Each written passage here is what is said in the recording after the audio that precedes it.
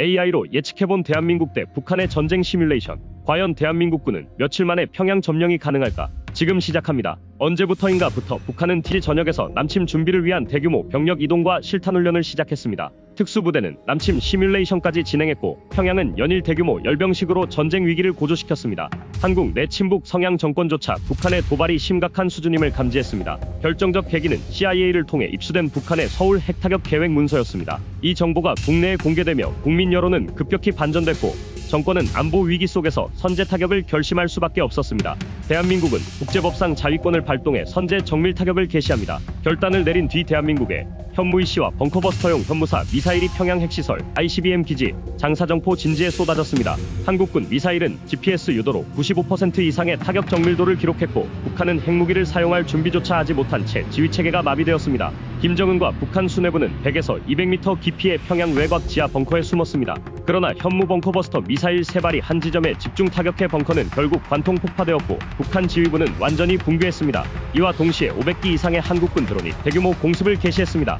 CIA가 제공한 은신처 정보로 김정은과 수뇌부가 숨어있던 벙커 출구까지 드론이 봉쇄하며 소형 폭탄으로 주요 인물들을 암살했습니다. 미국은 직접 병력을 투입하지 않았습니다.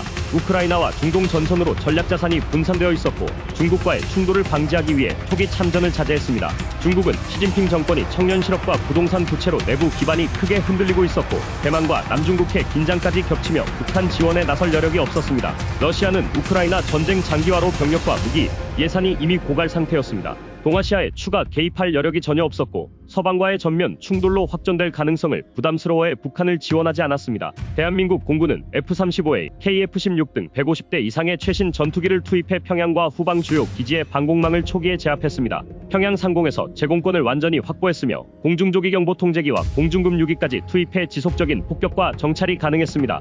공군은 평양 북부와 남포, 원산 등 북한 주요 기지의 레이더와 방공포대를 집중적으로 파괴해 지상군의 안전한 진격을 지원했습니다. 대한민국 해군은 동해와 서해에서 이지스함, 구축함, 잠수함을 배치해 북한 해안포와 항만기지를 타격했습니다. 해군 특수전요원팀은 황해도와 원산항 주요 시설을 급습해 보급로를 완전히 차단했습니다.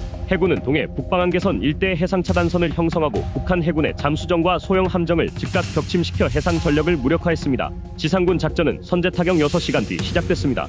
한국군은 3개 축으로 나눠 기계화 부대와 특수부대를 투입했습니다. 제3기계화 보병사단은 파주에서 개성을 돌파해 송림을 거쳐 평양 동남부로, 제11기계화 보병사단은 철원 평강 사리원 방면으로 진격해 평양 남부를 차단했습니다. 특수부대가 포함된 제7기동군단은 고성 금강산을 돌파해 원산을 제압하고 원산 평양 고속도로를 따라 평양 북동부로 합류했습니다.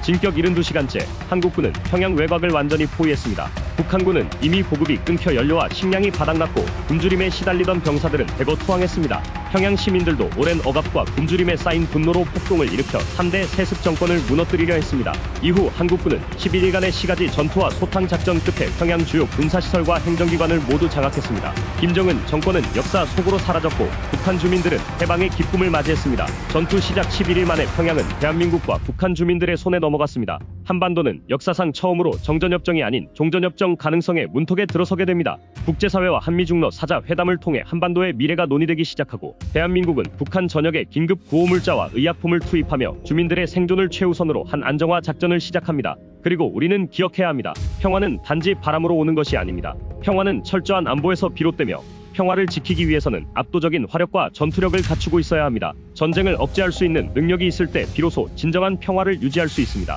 지금까지 심심풀이 물음표였습니다. 구독, 좋아요, 알람 설정 부탁드립니다. 감사합니다.